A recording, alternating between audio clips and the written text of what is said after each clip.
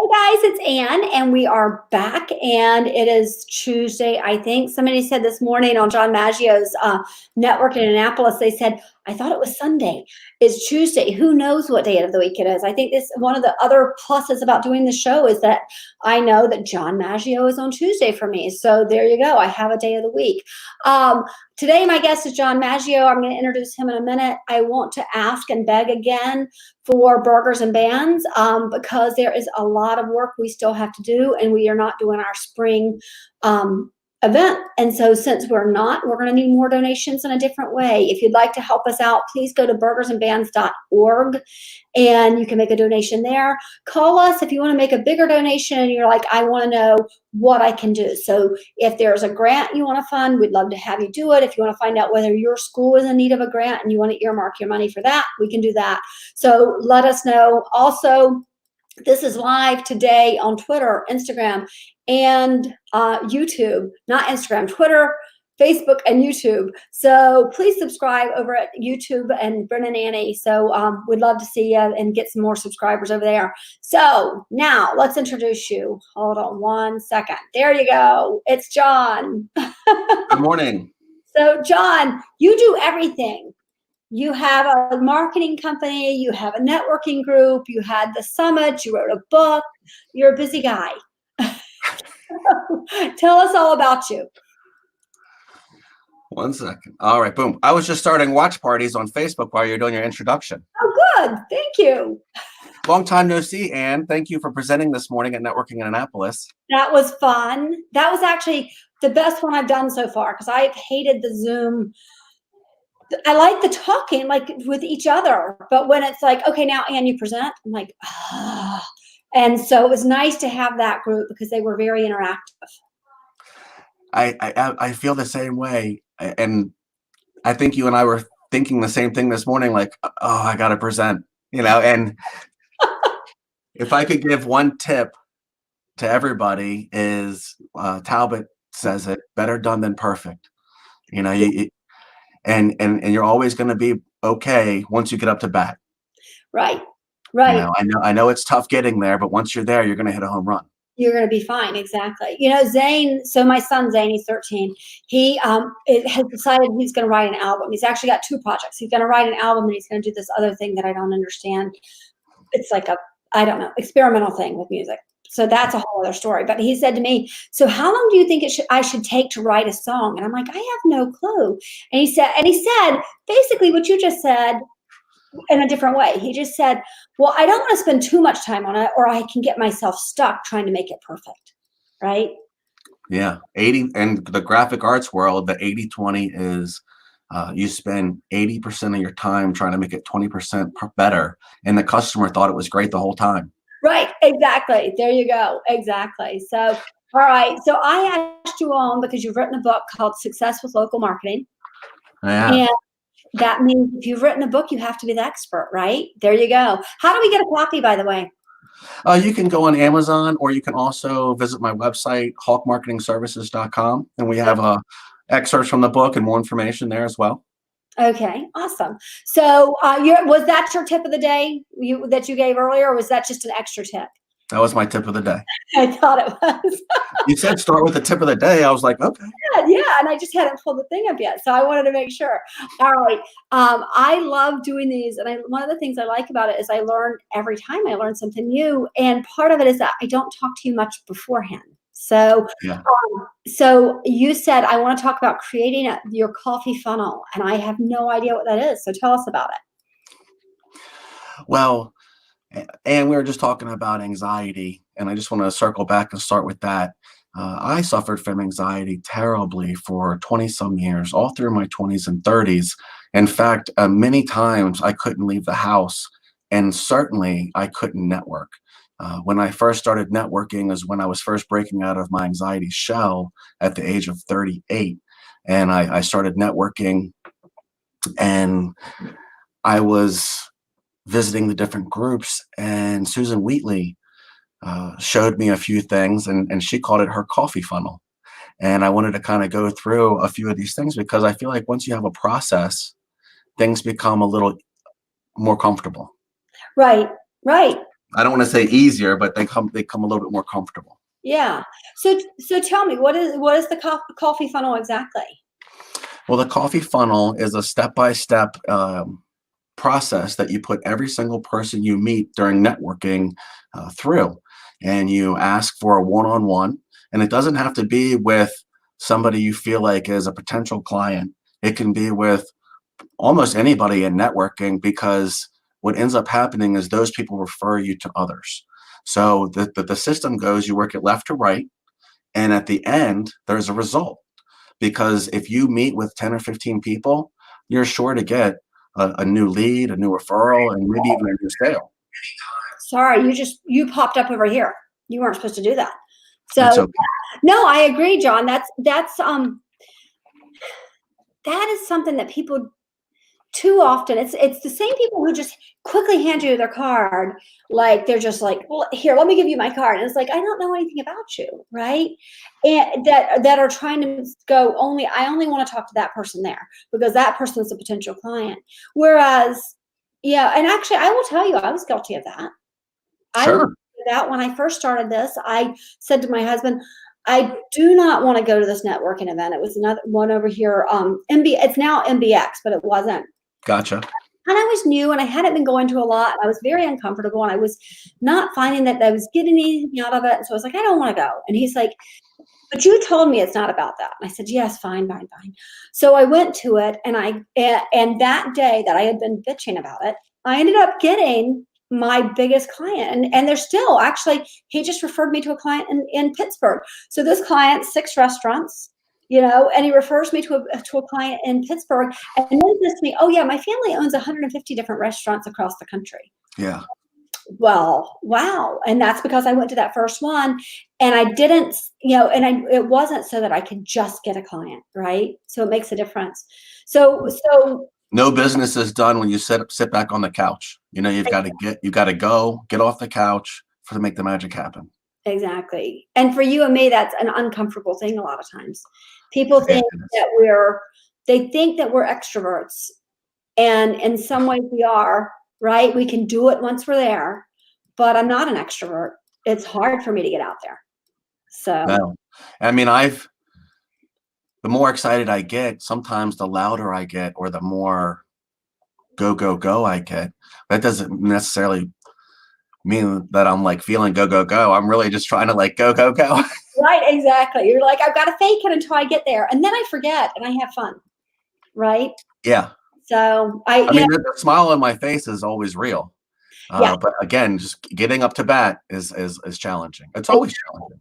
And yeah, there's professional rock and roll, artists and performers. They get stage fright every time. MMA fighters, you think they're tough? Well, a lot of those guys have such bad anxiety. They're sick days before, weeks before. I know when you have bad anxiety, you start really getting in your head. It could be something planned months down the road, and you could think about it every single day.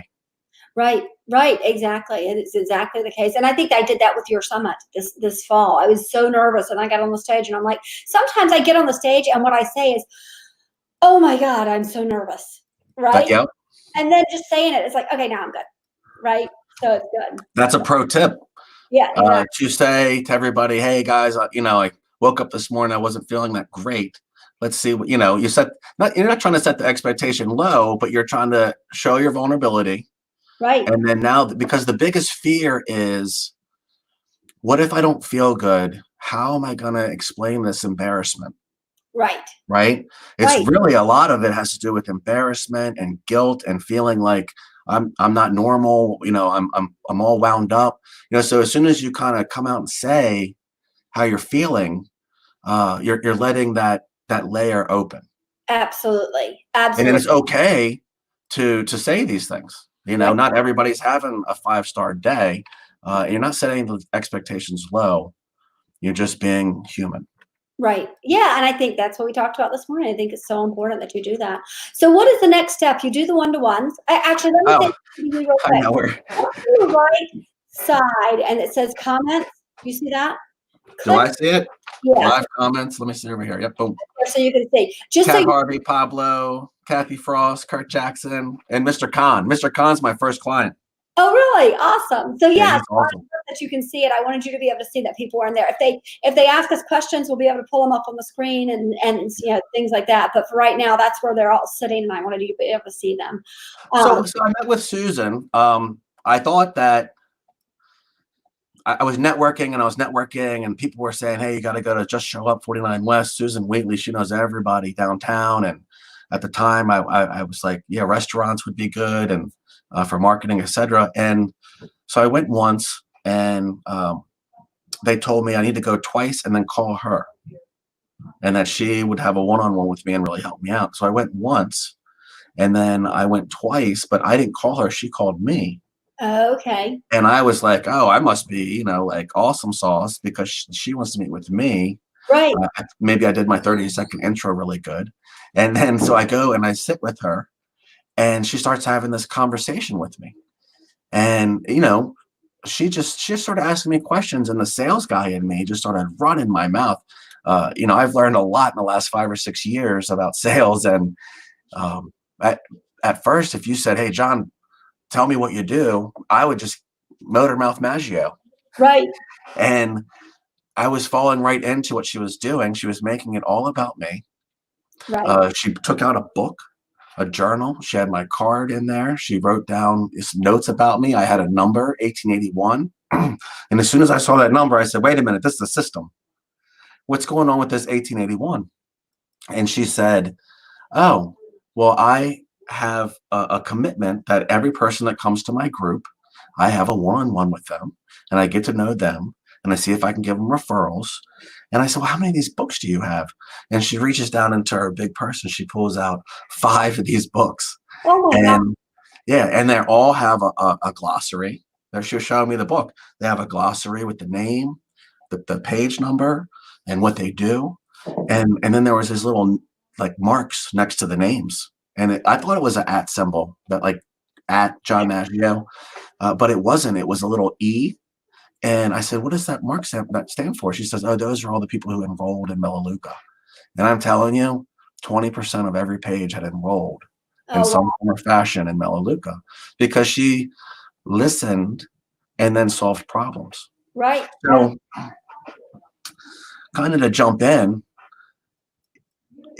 we both know people only buy from people they like and trust. Right. You've heard that a million times. But I think to be liked and trust, you have to be a good listener, Yes. an active listener.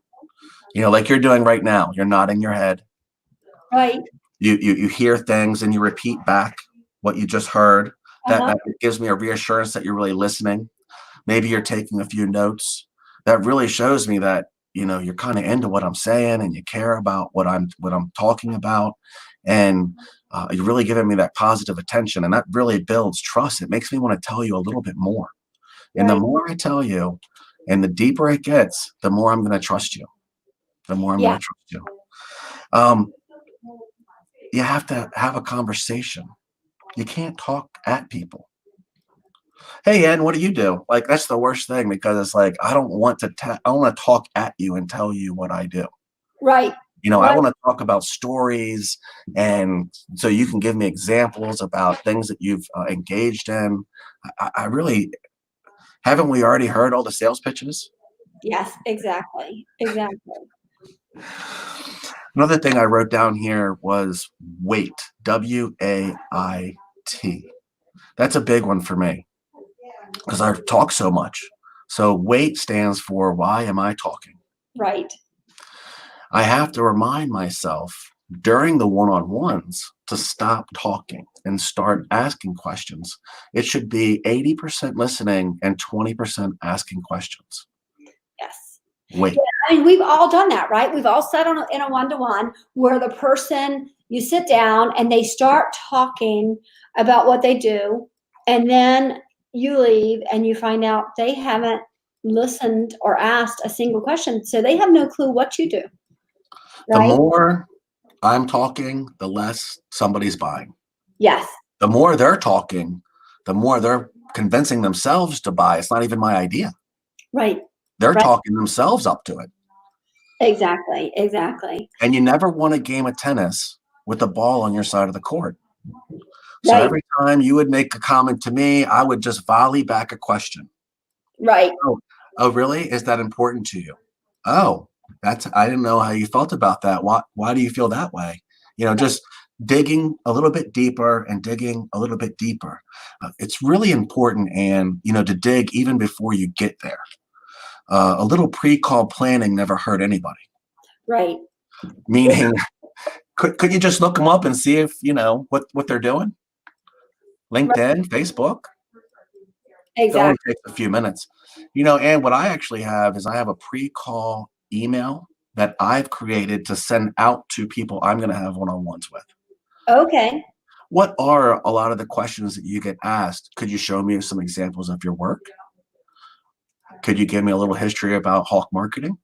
So to have like just a boilerplate email that you can send out to people to give them a little heads up about you before they even meet you, because not everybody is going to do their homework, their pre-call planning. And Right. listen, we want these conversations to be good and enjoyable. Yeah. Well, and John, this is one of my most embarrassing stories of all time, and I'm going to tell it because I didn't know something about somebody that I probably should have known, and then I made a complete fool out of myself with what I said. So let's look at the comments real quick, because Jem has uploaded something. I am not at all sure what that is. He's going to have to show it to us later, I think. Might be a virus. There's no telling what he's put there, man. So I was sitting in an auditorium and watching my kid play basketball. He was practicing, and this guy was sitting beside me, and somehow, I know, he's like, have you been swimming? And I was like, yeah, because I have the marks here on my face. I had the goggle marks, right? And he says, I hate swimming. I was like, a lot of people do, but if you really, I said, I used to hate it, but if you go, and I went on and on and on about how great swimming is and how easy it is and how you can do it. Anyway, I didn't listen to anything he had said. And then he says, oh, no, I hold all the state records in, swimming for this, that, and the other. And I was like, oh. So now I do try to make sure that I don't let other people embarrass themselves. And I don't embarrass myself as often as, it's as often as I used to. So, yeah. I'll tell you another embarrassing maker is to, give answers without, a lot of people ask guarded questions is what I mean. Okay. In other words, they'll ask you a question like, hey, what do you think about Ann Brennan? Right?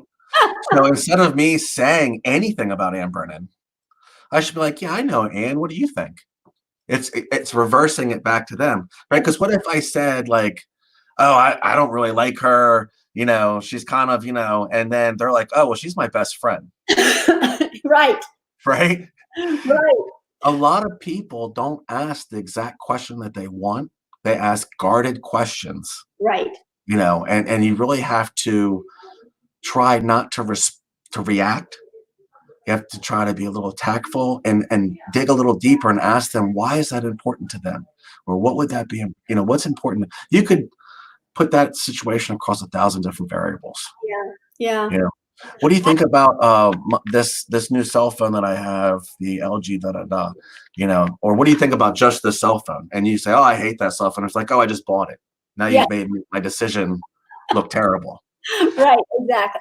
But also, when you're talking about other people, it's so, I think it goes back to that old adage. What did your mom say to you? If you don't have anything nice to say, don't say anything. Exactly, because I had somebody who I was going to send some work to, and I sat down with her, and she started talking bad about another person who is a competitor to her.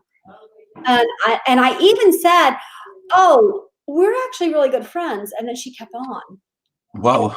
Never, ever sent her business, because I was like, I don't know if that's your judgment, then you lose credibility with me. What I was saying the other day at Lincolnapolis or somewhere was that it seems to be the same people over and over again that, post negative or say negative or talk about people. Yeah. If you can unfollow those people on Facebook, I hope everybody knows that. Right. So that you don't start your morning with all this negative information. Please just unfollow those people, and you've got to seek out and be intentional to find positive. Yeah, and I think that's actually, John, that's yes, unfollow. But I want to say that too. If you're finding that you're the negative person in the room, take a breath and reframe and say something else because it does matter. There's a person on Twitter who every day I see him, and honestly, I haven't unfollowed him because I'm just like waiting. I've been following him for a year. I need to just unfollow him, but I've been following him for a year, and every day it's a negative thing, and it's like, I keep thinking he's gonna change, and it's not gonna change. It's just not. But he should reframe it because he's been out of work for over a year. And I think and what he's doing on there is trying to look for work, but everything's negative. So I'm like, nobody's gonna hire a negative Nelly, you know? So I do have to ask you a question. You said, "Don't be a tower," but I don't know the rest of that. What is that? Don't be a tower, be a pyramid. Don't be a tower, be a pyramid. And networking, it's really about being a resource. It's really about making being a resource a habit. Name drop, tell people what you know. By the way, guys, Rob Gosdick helped me out with my PPP loan from Severn Bank. You know, he's one of the few people that can help. Uh, these resources that we have, we need to share with everybody that we know, especially in these times, because we need to take care of our flock and be shepherds. Right, right. Actually, I'm gonna put up a comment real quick because Pablo did it. Actually, Pablo, I didn't say this morning, and I wanted to, but I am so sorry. I'm seeing the picture of you and your mom, and I'm very sorry for your loss. I cannot even imagine. Um, so he says the problem is most negative people don't believe they're negative at all, and I think that is so true. I wonder if we could go back and read everything we wrote, how often it would be negative. And I think it's intentional, right? You have to be intentional, and then you'll know. You know, I'm posting everything I post on social media. I pause and think about first. Don't I react. do that. And sleep on it. Remember, they said sleep on it. If you're upset, don't post anything. If you're upset, don't text them back. If you're upset, don't call them. Right, Wait to exactly. chill out a little bit. You never called somebody angry and were happy with the results. Yes, exactly, exactly. So go back. You were saying, don't be a tower, be a pyramid. Yeah, don't be a tower, be a pyramid. So many people out there are trying to race to the top. They're trying to make sales after sale after sale. They have a one set mind. They're not being a team player. Right. Instead, build a pyramid. Build a pyramid of support, meaning I'm only as valuable as the resources that I can provide the network. Right. So every time that I want my brick to move up closer to the sky, I Uh-huh. have to have people underneath of me. So what I do is I reach down and I pull people up with me. Right. And I think that you can see that in several relationships that I have in networking where it's really I am the mouthpiece, but I'm also trying to give other people the spotlight. What I've learned is that if you give somebody a one up, you share in that one up. They're Yeah. getting the one up and you're getting like a little mention or a little tag in it. Yes. It's almost like scoring an assist in basketball. The Right. assists count. The Yes. rebounds count. It's not just about points. If you want to score a triple double, which is a great statistic in a game, you've got to rebound, assist, and score. Right, exactly. And you really do live this, John. I know this because I met you at Steve Black's event, Yeah, and you said, "Oh, I want you to come to my networking in Annapolis event." And they said, "Aren't we competitors?" And you're like, "Yeah, but there's plenty of business to go around." And I was like, and I think it took me months to come to it because I'm like, I really don't want to step on your toes. I have a gigantic personality. I yeah, don't wanna step on your toes. And not only did you not let me not do that, you're like, "Hey, I'd like you to speak at my summit." yeah. Right? And that's huge. It says so much about your character and who you are and what you do and how you truly build up your community. I just love you. I think you're and I told you if you have an ugly baby, I'm not gonna tell you it's cute. So if Right, I sure, you tell me that. Mine are all beautiful, by the way. so, So the point is think about this in your head. Think about a stormy day, uh-huh. and then think about the tower that's all the way up in the sky, skinny. and the strong wind comes by, and it topples over. Right. But for millions and millions of years, these pyramids have stood the test of time because of the successful foundation that they've built underneath of them. Right. Their Exactly. network. Well, we So if you want a big network, you've got to build a pyramid. You can't be in that tower mentality, right. because once you race to the top, there's going to be no support underneath of you, and you're going to be done. Exactly. Actually, Jim said something. He said, he said, so true, John, what makes this group different and better. And that's exactly it. Everybody in there, I said it this morning, everybody in there supports everybody. Somebody said they thought it was cliquey. And we all were immediately like, oh, no, no, no. We love all of you. We welcome everybody. And we're so excited when new people come in because we learn something new, right? You know who called us clicks? You do know? I know who called us clicky. Who called us clicky? It was some other clicky persons that were trying to clearly they had their own little clique or something, because I know, it was crazy, but it is, I said that. I have a son who came to the group last year. He's 23 years old. What does he have that you're going to sell him? I mean, you're not going to sell him anything. He's 23 years old. He has no money. And it didn't matter. You guys welcomed him and actually loved him. And, it was when I came to the summit and I said, who knows Ethan Brennan? And everybody raised their hands. And I said, and who loves Ethan Brennan? And they all raised their hands higher. That's what your group is all about. It's really welcoming. And I love that. I guess the focus, sometimes I focus more on building the group and the quality of content than I actually do mining my own network or even sales, my own sales. Right. Trying to build that value is just very, very important to me. Well, you get a lot from it because everybody knows who you are. You've built a foundation around yourself. I know. And if I didn't do what I did, then I guess I would never have a click. No, you wouldn't have a click. They wouldn't even know who I am. Exactly. But I did. I went from, we were talking about this in the very beginning, and I'm telling you, I was locked in this basement for 20 years. Very few people knew me outside of Cape St. Clair. And through networking, I've been able to reach all the way up into Glen Burnie, all the way over to Crofton, all the way down south, to southern Maryland. I mean, my reach really had the Eastern Shore. My reach really has expanded around this county through this networking, and I really wouldn't have been known at all if it wasn't for networking. Right. Well, and I had you on a couple, I guess last week or the week before, and we talked because somebody had said to me the 5 most influential people, and she named them, so I had you all along, right? We had on that day because and that's what it is getting yourself to a point where people know you, but they know you because you build people up. That's really huge. That's really huge. All right. I want to talk about distractions because you have a good saying that you say with that all the time. Don't let the distractions become the attraction. Yeah. Which is something Casey Coven told me very early in networking. Don't let the distractions become the attraction. And I wrote about it in my book. I'll go over 4 little distractions. Some are easy, some are complicated. Right. The first one is obvious distractions. If you know that you're supposed to be getting stuff done and you're binge watching Netflix, you obviously know that's not going to be healthy for your career right now, especially in this time where we need more sales.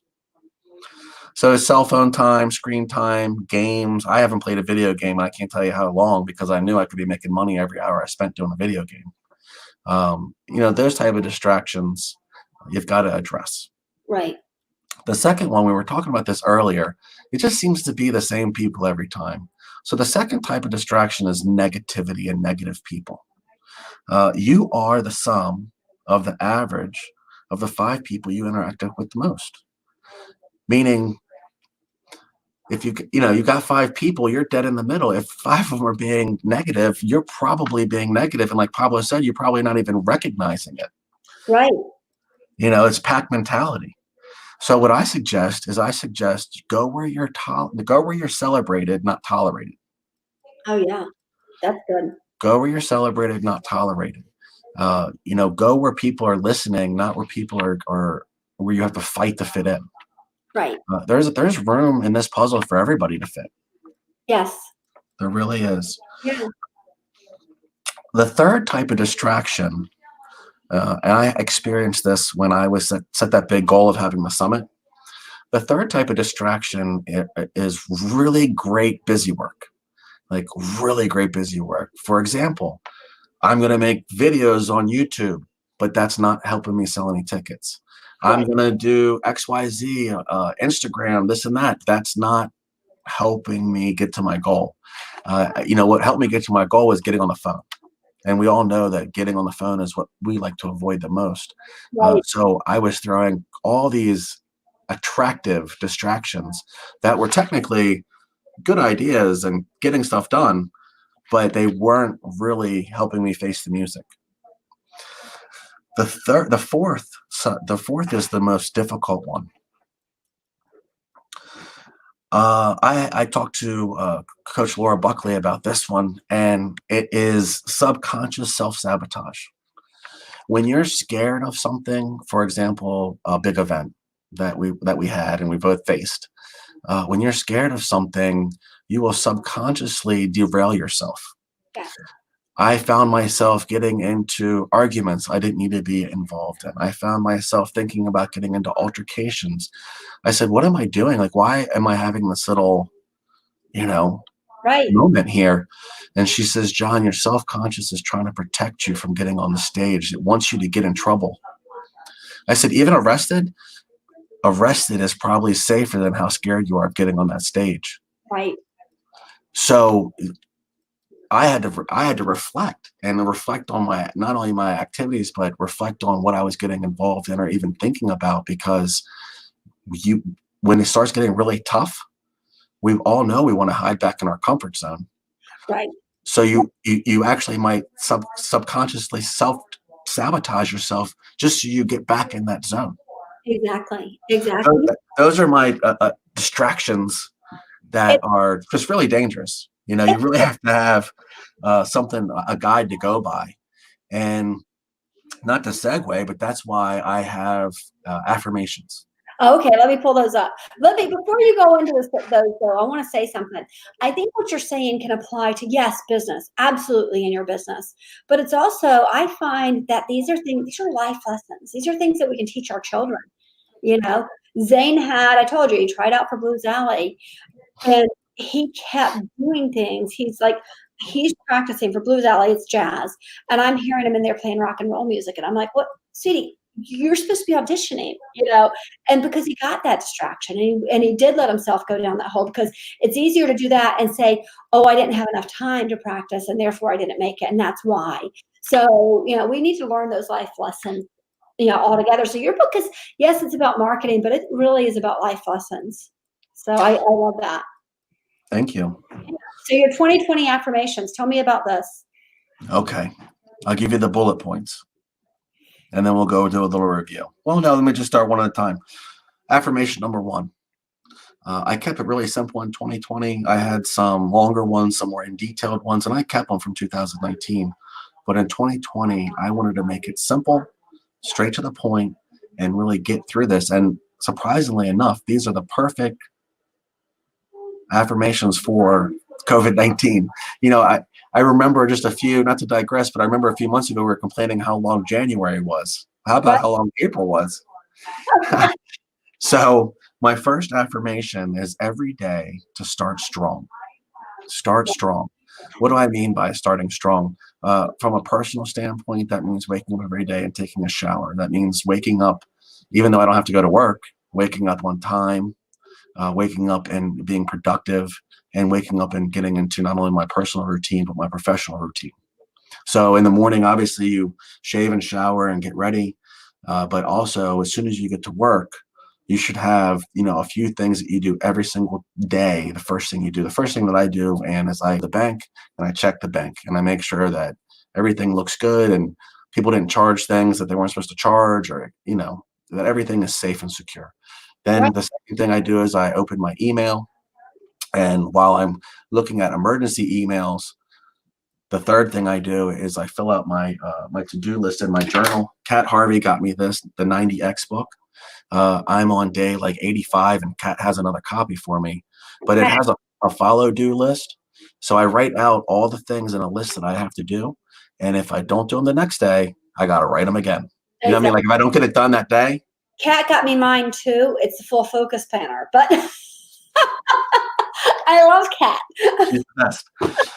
So if I don't get it done that day and I don't cross it off, I have to rewrite it the next day. Right. I just keep rewriting it until it gets done. And sometimes I rewrite things 30 or 40 times, but I get it done. Right. You know, at some point you're going to get sick of writing that to do. Yeah. that to do. And my second affirmation is to be on time and looking good. Okay. I think that there are people who are habitually late, and I am one of them. It's not that I mean to be late. It's just that a lot of times I've bitten off more than I can chew. I'm trying to help a lot of people, or even maybe I don't feel that great. Maybe I'm having anxiety. I don't mean to be late, but it is considered to be rude for some people, and it's strongly against some people's belief to be late. I heard somebody say, which I don't believe in, but I heard somebody say, if the person's late, I'll never ever do business with them ever. And I mean, unfortunately, me knowing how good I am, Right. it might not work with me, but at the same time, I could really help them out. But it's not that I meant to be late. It's just some people are late. So I had to make a conscious effort to be on time Right. and to look okay, like look like I like give a crap. I put a collared shirt on. I'm working from home today. You Yeah. saw me earlier in the meeting. I had a blue fishing shirt on. But you got to show up and you've got to present. This, by the way, is a Jay Hilburn shirt that Mindy Adams got for me. It's custom made. Just a little networking shout out. Look, Pablo said nice shirt. Certainly. Pablo's a customer of Jay Hilburn too. We've got all kinds of good clothes, to be honest, from her. Yeah, you guys look great. I hope she's doing good, and I think this is probably a good time to think about Mindy as being somebody who can come to your house and shop for you and then come and have you try it on instead of you going to the store and exposing yourself to the crowds in public. Right. Right. Think about how many hands have touched that dressing room door, and then think about, Mindy coming over sanitized and helping you, look better with nice clothes. Ex- Just saying. But again, it's about being a habitual shout out, a habitual person, a habitual resource. I am trying all the time to give my people shout outs, to share posts, to mention people. I'm monitoring Facebook for people asking for recommendations. You have to get into a habit because, again, your pyramid is only going to be as tall as how many people you refer under you. Absolutely. Absolutely. The third thing, so we've got start strong, be on time, and looking good. The third one is stick to the routine. This really is a something I work on. It's something I work on all the time. It's something I question all the time. You're supposed to set a goal, and you have to decide every action you do, is this getting me closer to my goal? Right. So I did write Success with Local Marketing, but guess what, Anne? I've got a second book coming out. Oh, good. Kind of, except I'm not going to write that book until I accomplish some other goals first. Right. I'm not going to eat the dessert, which is writing a book, spending money until I get some of my vegetables down, which is financial goals, Right. creating a solid company that people can work for and rely on. Of course I can spend time writing a book. Some people say this is the perfect time to write a book. I mean, I keep my notes and I keep my little ideas, but this is not the time to lose focus on your routine. Right. Remember, we talked about the coffee funnel earlier. If you've stopped doing the 10 and 15 introductions meetings every month because of COVID-19, your sales funnel has stopped. Right. So you got to stick to the routine, and you can't let the distractions become the attraction. It's Right. very, very important. It's very important. Exactly. The last one goes back to us, I think, being a little bit more introverted than extroverted. Fearless communication. Writing that down. All right. So what you tell me about fearless communication?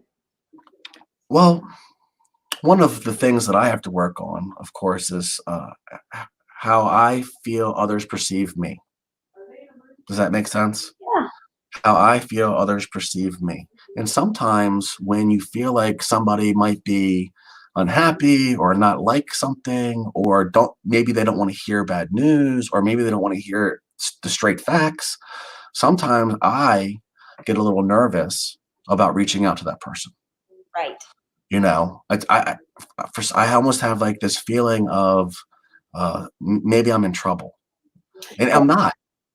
But it's just this feeling that you deal with and you work with, and again, once you get up to bat, you get on the phone. They're so happy to hear from you, and they love everything you're saying. And it was just really you giving yourself this head trash the whole time. Right, exactly.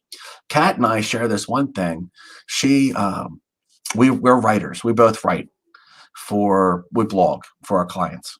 Right, And the biggest thing is I have to show this to the client for approval. Are they going to like it? right, And I've had to say to myself every time, they always like it. And remember I was telling you the 80-20? right. Yeah, exactly. I'm spending 80% of the time trying to fix this 20% that I think they're going to, and they don't even know that I'm doing this. The client just sees this great graphic and they love it, or they read this article and they love it and they give you the thumbs up, and but to have that angst of approval, Right, that's what we're really talking about here, isn't it? Approval. right, exactly, exactly. Whether it's a blog, whether it's a friendship, whether it's a relationship. Exactly. What you believe about yourself is often not true, right? You have these limiting beliefs. And a few years ago I sat down, I wrote mine down. And when I tell other people this, sometimes it makes me cry because it was so true for so long in my heart. I believed that people didn't like me. I really believed that people in general didn't like me, that I just wasn't likable.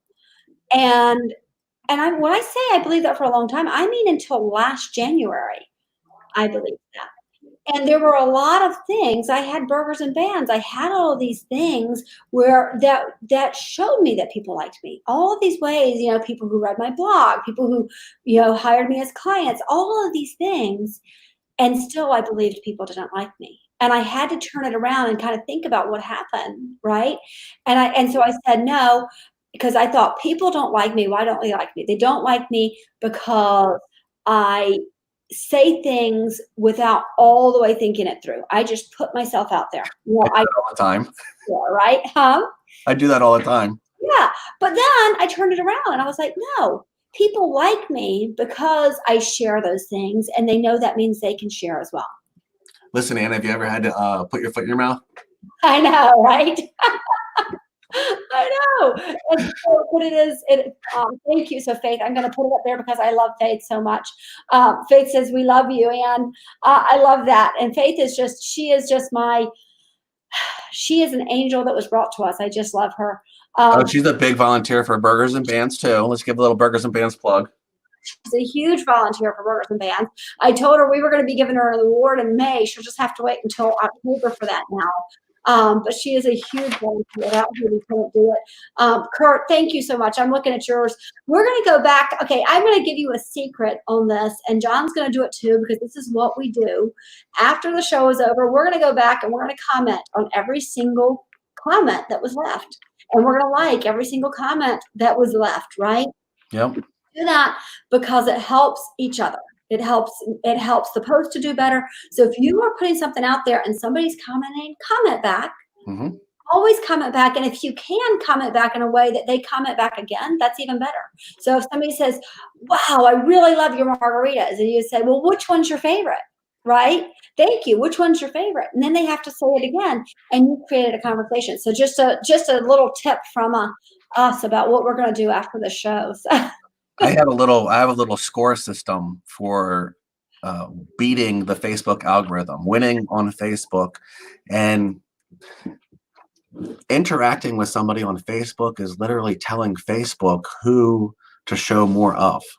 So when I interact with you, Ann, more on Facebook, not only do I see more of you, but you see more of me. Right. right? Right. So what I always do is I always go and I like the comments. That's worth 1 point. If you do a smiley face or a heart, I like to call that 2 points. Mhm. If you leave a comment, that's 3 points, right? Because that really shows that you care. You're putting out content and reacting. And if you Facebook message somebody, that's worth 50 points. Yes. Well, if And you start Facebook messaging somebody, you will see that person in your news feed for a long time. And guess what? They'll see you too. yes. It might be a good idea to reach out through Facebook Messenger to ask for a coffee one-on-one. Yes, exactly, exactly. Yeah, you said that a few weeks ago, and I guess in my head I'd probably done the same thing, but I hadn't thought of it, and I've actually since used it with people to say, "This is, yeah, this is totally true. It's completely true. It's what I've been talking about for a long time, but I hadn't put that point system to it." So I think that's very powerful. So I want to tell people how to find you. First of all, hawkmarketingservices.com, Hmm. and also Oh, hawkmarketingservices.com. And tell, we have a networking group. I'm sorry, we have a Facebook group yeah, called Networking in Annapolis. There is another one out there called Networking Annapolis, but mine is Networking in Annapolis. And it's a community of networkers that really look out for each other. They will recommend you. They will give you referrals. They will welcome you with open arms, ask you for a coffee.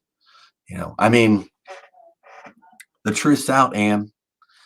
We're hoping people come to the networking meetings. The new guys come to the networking meetings so we can have our one-on-ones. yes, exactly, exactly, My job is to get new people to the stage for my network. right, My regulars, my Jim, my Pablo, my Lee, my Cat Harvey. These people come every single week, right. twice a week sometimes. My job is to go out in the world and bring new people so that they can be introduced into the coffee method. Right. I want to put this up because this is true. John Maggio practices what he preaches. I had several people come to me and tell me that John has told them about Able Spark in Lincolnapolis. Thank you, John. You're wonderful too. I think that is it's so true and it's so powerful. And then I want to say something else about the group because I think it's important. We're lonely. I think the whole world is lonely, right? People are lonely. They need other people, and not just during coronavirus that we're lonely. I tell other people all the time. 6 o'clock at night comes. I'm sitting at this desk and I'm banging my head into the desk, going, "I can't believe I'm doing this." And having a group like yours that's full of people who can't believe they're doing this at 6 o'clock at night, right? Who Yeah. can't believe this is. They're like, "I can't believe I'm doing this. Why am I doing this?" It's so great to have those people just from a friendship standpoint. Really, even from just a friendship standpoint, it's powerful. But then you've got that element of the networking in there, and it's just and it's so great. A lot of us are entrepreneurs or entrepreneurs. Most of the time, we're working by ourselves. Right. Our network are our coworkers. Yes. This is our work family. This is our work friends. And that really, in so many cases in networking in Annapolis, has spilled over into people's personal lives where you see people hanging out together. I know of 2 or 3 happy hours that happen offline where it's just like 5 or 6 of these people they met at networking and now I'm getting invited to like hang out. Right, exactly, exactly. Yeah, no, it is, and then you've got the people Kat Harvey's a good example. When this first started, all the coronavirus stuff started, she reached out to me, and not to say, "How's your business doing?" or "How are you doing in your business?" She reached out to me because she knows I've gone through my own depressions, I've gone through my own problems, and she's like, "How are you?" Right? And so Mhm. so much more than just networking. You create and if you wanna do well in business, you create true relationships. Mhm. Superficial up here, "Let me hand you my card and walk away," those aren't gonna work. I'm not gonna remember you. But if you are the kind of person who I can reach out to and have a real conversation with, and really I can get to know you. I mean, I came over and met you actually, and Michelle, and I fell completely in love with her. And part of that was she sat there and breastfed while I was talking. She's feeding the baby. I was like, this is the funnest, most fun visit I've had in a long time because it was so very real. So that means a lot. Speaking of Michelle, real quick, I want to give everybody an update. Michelle is a stay-at-home mom this year. In 2019, we ran all over the county and we had a big event. We had, a lot of the crab feast, the summit. And Michelle really wanted to just spend a little bit more time at home with her kids. So a lot of people are saying, "Where's Michelle? She's at home and she works from home. So she still has some clients that she takes care of. But, she's over there being a full-time mom and a part-time marketer this year. And she'll be back. She'll be back. She'll be back. She'll be back. One thing, I know Right? we're getting kind of close to the end, but one thing I wanted to leave with. We first started talking about how basically the first time I said it, I was like, isn't it crazy how sick we both were this morning? Yes. But I wanted to cross out the word sick. Isn't it crazy how sensitive we both are? Yes. And I used to, I'm very sensitive, Yes. and my father knows it. And I get upset. Sometimes it's mad. Sometimes it's sad. And he knows that I have very bad anxiety. And basically what he says is that my sensitivity is a gift.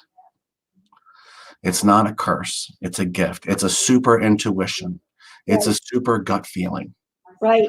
It's not, I'm not sick. I'm gifted. Yes. You've got a gift. And I think, you know what? It makes you better with people, right? Because you get them. So actually, that's a good segue into. So tomorrow we're going to have Laura Reagan from Baltimore Annapolis Integrative Health, and she's going to come on and talk about something that is interesting. And I spelled trauma wrong. Uh, she's going to come on and talk about the fact that we're all going through what we're going through right now is a um, it is a collective trauma. We're all going through a trauma together. And she's going to talk about what we might be feeling, who we can call for help, how we can get some help, how we might be coping with things. And then on top of that, we're going to talk a little bit about people who have already had traumas, who, and actually I'm going to speak to this in just a minute, but who have already had traumas and then are facing this. And so I'll tell you what happened. I think many of you know, I got hit by a car just a week and a half into this mess in the parking lot at Redmond. I thought I was fine. I didn't accept help, so I wouldn't let them call an ambulance. I'm fine. Don't yeah, good, right? Um, I have not been able to go to the grocery store without extreme anxiety since. Hmm. And it's the whole idea that there are other cars out there that might hit me has been terrifying. And it is amazing that we have things that happen. I'm doing this for us. Okay, let's think through, right? So Mhm. that's so part of what we'll talk about tomorrow. Let's we've got 3 more comments. Let's see if there's anything. Oh, I love Laura. Work with her. Let's see. There you go. Michael Maggiano, very wise man. I am missing that. What My father. okay. My father says I'm very wise because he said our sensitivity is a gift. Yes. Yep. And then Whitney, who is our new, I'm not going to say girl because I keep saying that, our new girl in our office, Yeah. our new employee. We're really excited about having her. And she says, thanks for sharing and being human. It helps us connect. I absolutely think that's the case, John. And you've got a true gift there. So I'm glad to do it. Thank you so much for coming on. This was, I knew it was going to be fun. It was even more fun than I thought. So That's thank you. awesome. Thank you for having me. We'll see you guys at networking every Tuesday and every Wednesday. It's free. Just follow Hawk Marketing on Facebook for the schedule of events. And thank you so much for having me. And thank you again for presenting this morning and for the future presentations at our networking group. Yeah, I looked this morning. I'm like, oh, and I'm speaking tomorrow. So Yep. it'll be fun.